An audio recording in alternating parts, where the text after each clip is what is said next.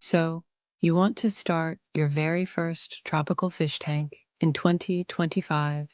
Congratulations. You're about to step into one of the most rewarding and sometimes most confusing hobbies on the planet. Get ready for late night searches like, why is my guppy staring at me? Or, do snails ever actually move? This video is going to take you through everything you need, step by step, so you don't accidentally create the world's saddest underwater soup. By the end, you'll know how to pick the right tank, the right equipment, the right fish, and how to keep them alive long enough to actually enjoy them. So grab a snack, sit back, and let's dive in.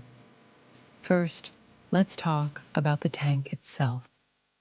Now, in 2025, aquariums have gone futuristic. You can buy tanks with Wi-Fi apps, automatic feeders, LED lights that flash along with your playlist, even filters that remind you to clean them like needy little exes. But here's the truth. For your very first tank, you don't need all that. What you need is something simple, sturdy, and not too small. Because here's the golden rule. Bigger tanks are actually easier. A 10-gallon tank sounds like a good start, but that's like living in a porta potty. One little mistake and everything goes wrong. A 20-gallon or even a 29-gallon, that's like moving into a decent studio apartment. You have more room for error, the water stays more stable, and your fish won't mysteriously disappear one by one like in a horror movie.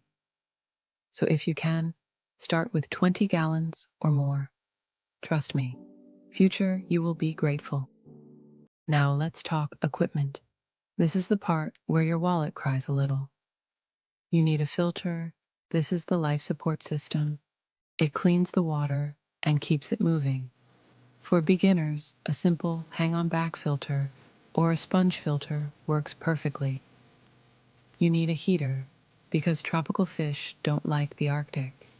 Keep it steady around 75 to 78 degrees. You need a light, not for the fish. They don't care about mood lighting, but for you and for your plants. Just remember not to leave it on all day unless you want algae that looks like green carpet. You need gravel or sand. Pick something simple, unless you really want your tank to look like Barbie's underwater nightclub with neon pink rocks. You need a water test kit. Boring, yes, but this little box is how you know your water isn't slowly turning into poison. And finally, if you feel fancy, you can add an automatic feeder or a Wi-Fi timer. It's not essential, but yelling at Alexa to feed your fish while you're at work is oddly satisfying. All right, now you've got the gear. Time to set it all up. Step 1. Put your tank on something sturdy. Don't put it on grandma's antique table, unless you want to star in a viral TikTok of everything crashing to the floor. Step 2. Rinse your gravel or sand. If you don't, your tank will look like a mud puddle for 3 days straight. Step 3. Fill the tank with water. And don't forget water conditioner. Tap water has chlorine. Chlorine is fine for humans, but it's like liquid death for fish. Step 4.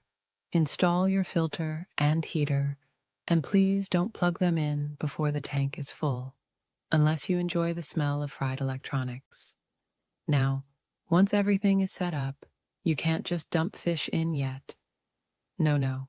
Welcome to the dreaded stage called cycling. Cycling, also known as the cycle of doom. Here's how it works.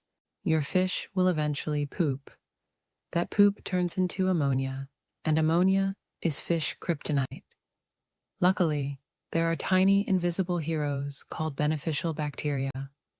They eat the ammonia and turn it into nitrite, which is also bad, but then more bacteria turn nitrite into nitrate, which is less bad. The problem is, it takes weeks for these bacteria to show up and set up shop, sometimes 4 to 6 weeks. That's why brand new tanks without cycling are basically death traps. But don't panic. In 2025, you can buy bottled bacteria, pour it in, and speed up the process.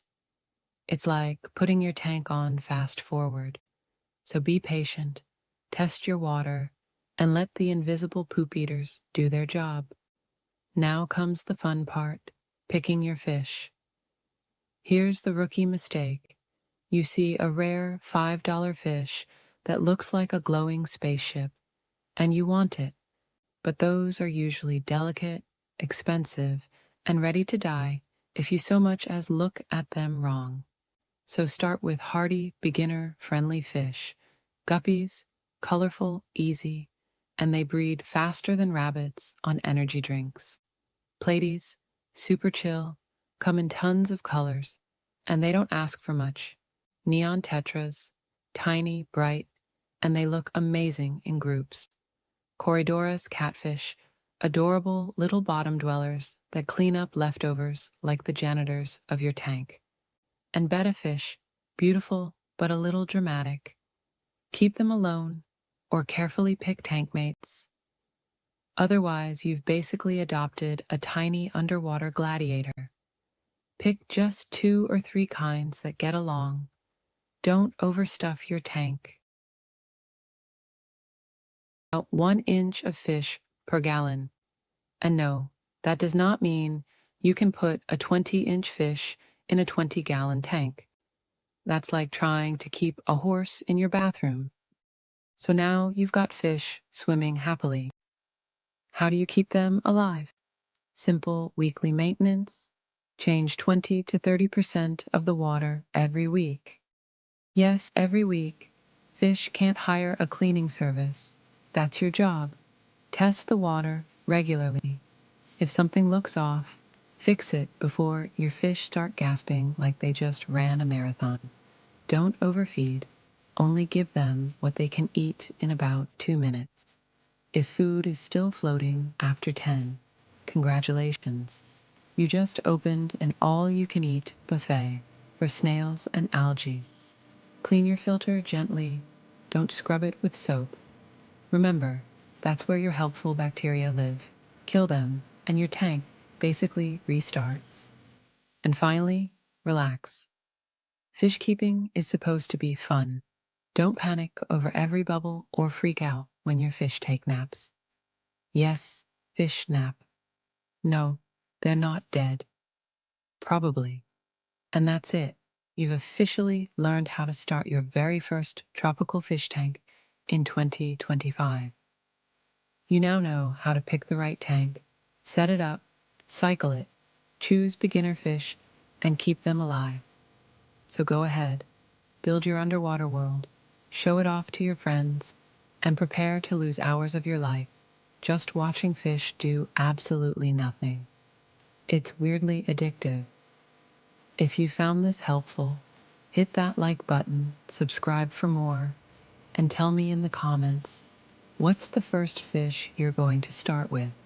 Or, if you're brave, confess the first fish you accidentally sent to the great toilet in the sky. Thanks for watching, and happy fish keeping.